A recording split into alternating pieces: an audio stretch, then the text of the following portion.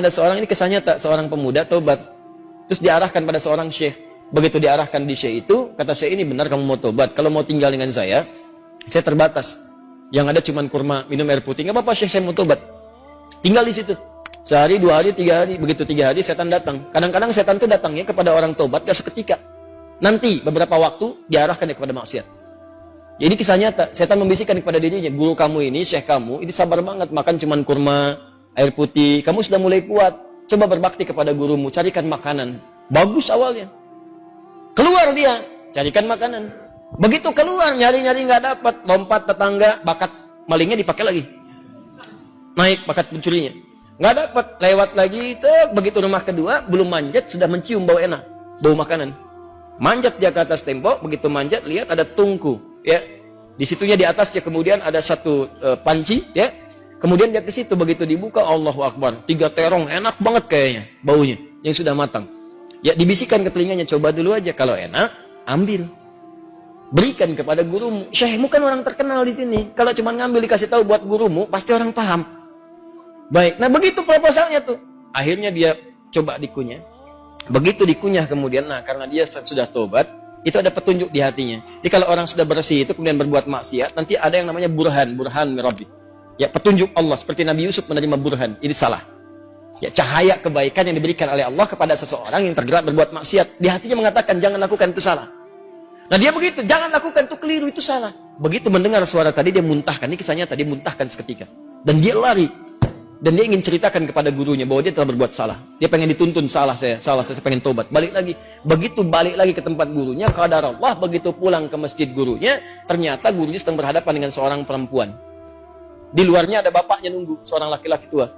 Begitu sedang berhadapan, lihat anak muda tadi dipanggil, ya bunaya ta'al, anak sini, sini.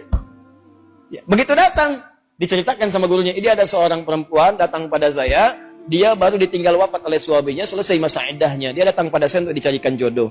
Saya tawarkan pada kamu, maukah engkau menjadi jodohnya? Nah, kalau anda dalam situasi seperti itu tuh, udah datang mau taubat, masuk masjid ada durian tuh kan? Wah, perempuannya cantik, tinggal wafat kemudian oleh suaminya, belum ada keturunan dan seterusnya, baru aja menikah, selesai masa iddah, ditawarkan pada anda, mau nggak? Lalu laki-laki ini berkata, guru, saya khawatir tidak bisa memberikan apa yang membutuhkan. Saya saja kesini numpang. Apa jawab gurunya? Kamu nggak usah khawatir. Dia diwarisi harta yang sangat banyak. Dia kesini hanya mencari pria soleh yang ingin jadi suami yang mampu membimbing dia ke surga. Kira-kira kalau ada jawaban seperti itu, apakah anda bersedia atau tidak menolak sama sekali? Baik, maka sama seperti anda. Diterimalah kemudian lamaran itu. Ternyata bapak tua tadi yang di luar, bapak si perempuan tadi dibawa ke dalam, kemudian diakadkan. Setelah selesai pulanglah ke rumah. Kisah belum berhenti.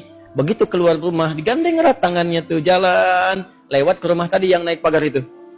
Ya, dia udah dagdikduk tidak karuan, dagdikduk rumahnya ini bukan kan? Alhamdulillah ternyata bukan, lewat. Begitu di rumah yang terong tadi, dia percepat jalannya. Begitu dipercepat, maka terasalah kemudian ada rem di tangannya dari istrinya tadi.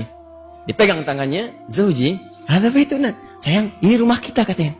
Rumah terong tadi. Betul. Masuklah ke situ. Aduh, celaka saya katanya kan. Begitu masuk ke situ, bertanya. Polos kayak nanya, Zauji, hal anta ja'i? Sayang, kamu lapar?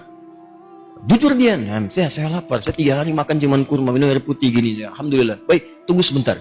Begitu ke dapur dia lihat. Wah, terongnya kan bermasalah tuh. Pancinya kebuka, lihat. Rupanya dia menyiapkan terong itu untuk suami barunya. Begitu dilihat terong yang bermasalah, dia teriak, siapa yang makan terong saya? Katanya. Tahan. Kalau situasi itu terjadi, bagaimana respon Anda? Jangan bilang itu kucing.